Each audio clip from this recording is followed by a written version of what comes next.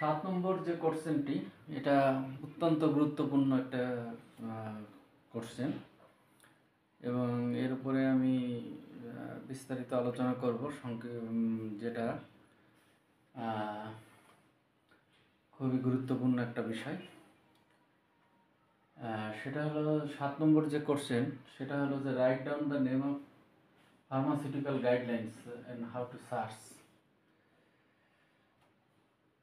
তার মানে হচ্ছে ফার্মাসিউটিক্যাল গাইডলাইনগুলোর নাম কি কি ফার্মাসিউটিক্যাল গাইডলাইন আছে, প্রথমে সেই নামগুলো আগে জানতে হবে, ঠিক আছে? তারপরে আমরা এটা কিভাবে বের করি, কোথায় কি আছে না আছে এই সম্পর্কে আমরা পর্যায়ক্রমে আলোচনা করব, যেহেতু একটা বিশাল বড় সাবজেক্ট।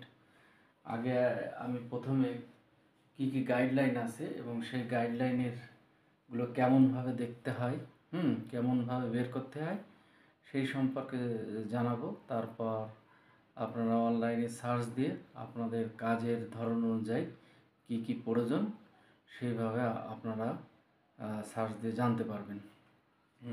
এবং যদি কোনো বিষয়ে জানার থাকে, কোনো বিষয় সম্পর্কিত কোন গাইডলাইনে কেমনভাবে আছে, আমাকে কমেন্টসের মাধ্যমে জানাবেন, আমি আপনাদের সাথে শেয়ার করব। আমি প্রথমে কিভাবে একটা গাইডলাইন থেকে আমার টপিকসগুলো বের করতে হয়, কোথায় কেমনভাবে দেখতে হয়, এই সম্পর্কে একটা প্রাথমিক ধারণা আমি আজ দিব আপনাদের। তা শুরুতে আগে যেটা বলছে যে গাইডলাইনগুলো কি, আগে সেগুলো জানতে হবে। আমরা কোন কোন গাইডলাইন আসলে ফলো করব, সেটা আছে হু গাইডলাইন, এটা হলো ওয়ার্ল্ড হেলথ অর্গানাইজেশন। তারপর আছে ICH গাইডলাইন, এখানে ইন্টারন্যাশনাল কনফারেন্স অন হারমোনাইজেশন। তারপর আছে পিক্স গাইডলাইন আছে, সেটা pharmaceutical inspection on cooperation scheme, তারপরে বা সেমি। তারপরে ইউড্রালেক্স গাইডলাইন, এটা হলো ইউরোপিয়ান একটা গাইডলাইন, ইউ গাইডলাইন বলে যেটা, ইউ। তারপর FDA গাইডলাইন 21 CFR, তার ফার্মা ইন্ডাস্ট্রি গাইডলাইন, বিভিন্ন ফার্মা ইন্ডাস্ট্রি গাইডলাইন থাকে। আর ইনহাউস গাইডলাইন, এটা ভ্যালিডেটেড একটা গাইডলাইন। তাহলে এখানে আমরা গাইডলাইন সম্পর্কে জানতে পারলাম যে কি কি গাইডলাইন আছে। হো guideline, ICH guideline, PICS guideline, EudraLex guideline, FDA guideline এবং ফার্মা ইন্ডাস্ট্রিয়াল গাইডলাইন আর ইনহাউস গাইডলাইন।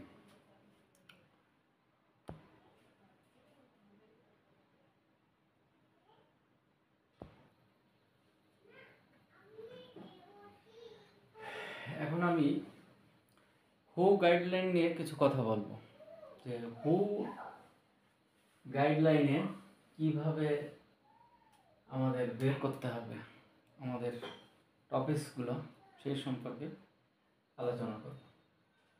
এখানে একটা জিনিস চিন্তা করতে হবে যে হু গাইডলাইন সেটা হলো TRS একটা বিষয় আছে, মাথায় আনতে হবে যে আমার হু গাইডলাইনে কোনো বিষয় সম্পর্কে আমি যেটাই জানতে চাই না কেন, সেটা TRS, যেটা হলো টেকনিক্যাল রিপোর্ট সিরিজ বলে।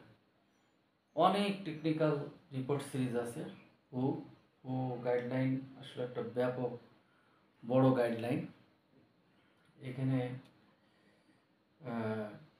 অনেক বিষয়ে অনেক ইনফরমেশন পাওয়া যায়, যা অন্য গাইডলাইনে পাওয়া যায় না।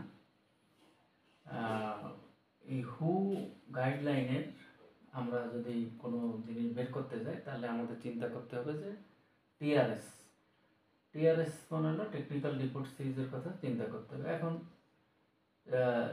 এবং অ্যানেক্স, দুইটা জিনিসই। তো এখানে যে TRS আমি বলছি যে TRS 986, এটা হলো অ্যানেক্স, আমি দিচ্ছি 2।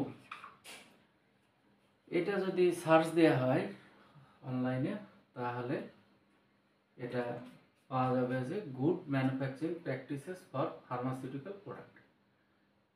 ম্যানুফ্যাকচারিং প্র্যাকটিসেস ফর ফার্মাসিউটিক্যাল প্রোডাক্টের কীভাবে সম্পর্কিত, এর ভিতরেও আরও অনেক বিষয় আছে, সেইগুলো বিস্তারিতভাবে দেওয়া আছে।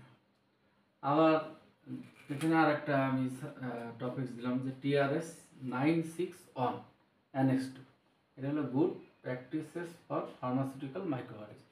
ফার্মাসিউটিক্যাল মাইক্রোবায়োলজি সম্পর্কে এই TRS 961 অ্যানেক্স 2-তে সার্চ দিলে এটা পাওয়া যাবে। যারা মাইক্রোবায়োলজি ডিপার্টমেন্টে কাজ করে তারা এই সিরিজটা মনে রেখে সার্চ দিলে তারা এই সম্পর্কিত তাদের বিভিন্ন ওয়ার্ক অ্যাক্টিভিটিস তারা জানতে পারবে।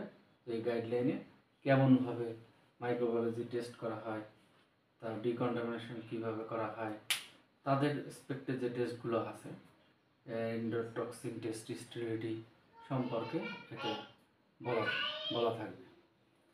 আর গুড ম্যানুফ্যাকচারিং প্র্যাকটিস সম্পর্কে ফার্মাসিউটিক্যাল প্রোডাক্ট TRS 986 এই সম্পর্কে এখানে সব বিস্তারিতভাবে বলা যাবে, কীভাবে প্রসেস করা হবে, কীভাবে কাজ করা হবে, হ্যাঁ, কীভাবে কোয়ালিটি কন্ট্রোলের কীভাবে দেখবে, ঠিক আছে, অ্যানালাইসিস কী হবে, ঠিক আছে, প্রোডাকশন কাজ কীভাবে কেমনভাবে প্রসেস করে, এই সম্পর্কিত এই সিরিজে বলা থাকে।